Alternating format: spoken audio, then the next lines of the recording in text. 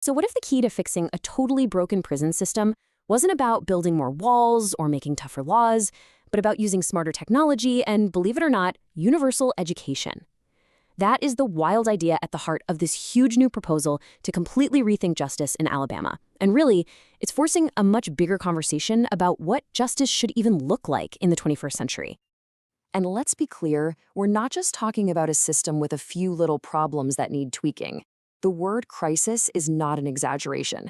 We are talking about a fundamental, ground-up breakdown that experts are saying needs a complete overhaul, not just a few quick fixes. So, if the system is in crisis, what's the solution on the table? Well, it's definitely not what you'd probably guess. The whole plan really hinges on this pretty radical idea. What if you combined cutting-edge stuff like AI and VR with something as old school as a college degree? This quote from the proposal itself just cuts right to the heart of the matter. It's a really blunt admission that the old way of doing things, punishment for punishment's sake, it just hasn't worked. It hasn't delivered on the two things that matter most: keeping the public safe in the long run and actually helping people transform their lives. All right, Section 1, Alabama's prison crisis. Before we get into the solution, we've got to understand the problem. Let's dig into the core challenges that make this whole reform idea so urgent. The problem is really a vicious cycle. It all starts with chronic overcrowding. I mean, way too many people packed into not enough space. That creates these incredibly tense, dangerous conditions, which, no surprise, fuels pervasive violence. Then, when inmates are released, they often have no new skills or support, which leads to super high recidivism rates. That just means they reoffend and end up right back inside. It's a revolving door that fails everyone. Okay, Section 2, a new vision for reform.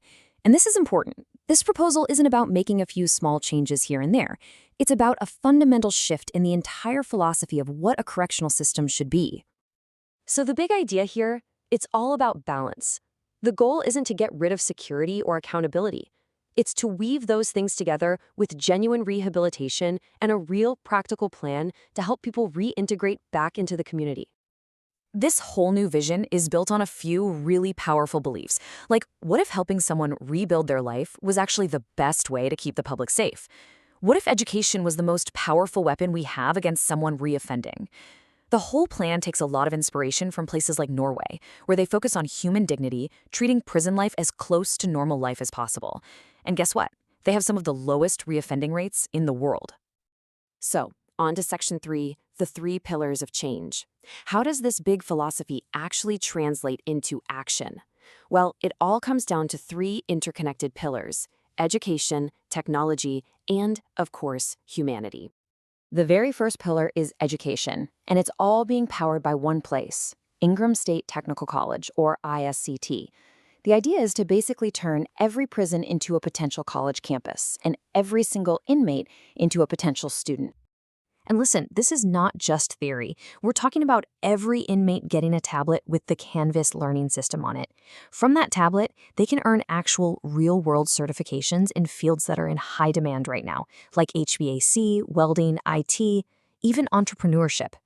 The point isn't just learning for learning's sake. It's about building a real, tangible career path for life after release.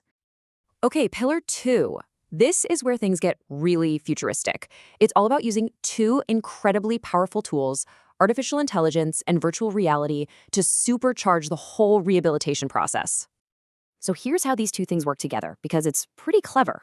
Think of the AI as the brain behind the whole operation. It's constantly analyzing data to see who might be struggling or at risk. And it can even offer 24/7 support through chatbots and create personalized learning plans. Then you have VR, which is the hands-on part. Imagine being able to practice a difficult welding technique in a perfectly safe virtual world, or going through a simulation that helps you understand conflict from someone else's point of view. That's the kind of thing we're talking about here. So you've got the skills, you've got the tech, but the final pillar recognizes that real, lasting change isn't just about what you can do with your hands.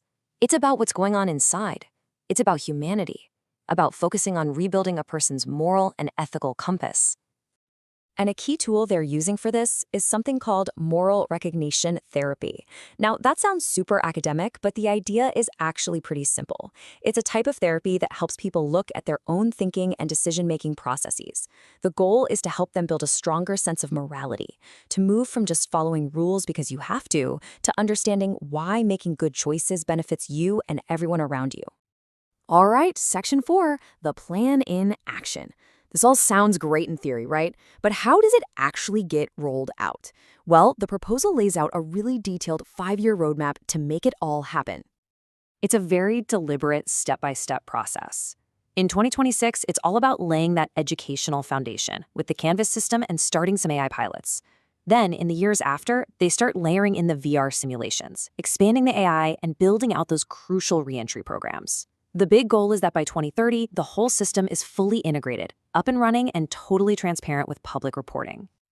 And this whole plan isn't just based on hopes and dreams. It's going to be judged by cold, hard data. The proposal sets some incredibly ambitious targets: a 70% employment rate for people after they released, a 40% drop in violence inside the prisons, and a 10% reduction in recidivism every single year.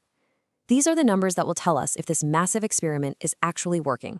So, when you take a step back and you look at all the pieces, the education, the high-tech tools, the focus on humanity, you realize this is so much more than just prison reform. This is a serious attempt to completely redefine what we even mean by the word justice. And there's this final quote from the proposal that I think just perfectly captures the whole spirit of the plan. The core belief is that real justice isn't just about punishment. It's about restoration, restoring a person's potential, their dignity, and their place in the community. And that really leaves us with the big, powerful question, doesn't it? Can this incredible blend of technology, education, and humanity actually fix a deeply broken system? Can it truly restore justice? Well, Alabama's bold experiment is officially getting started, and the next 5 years are going to start giving us an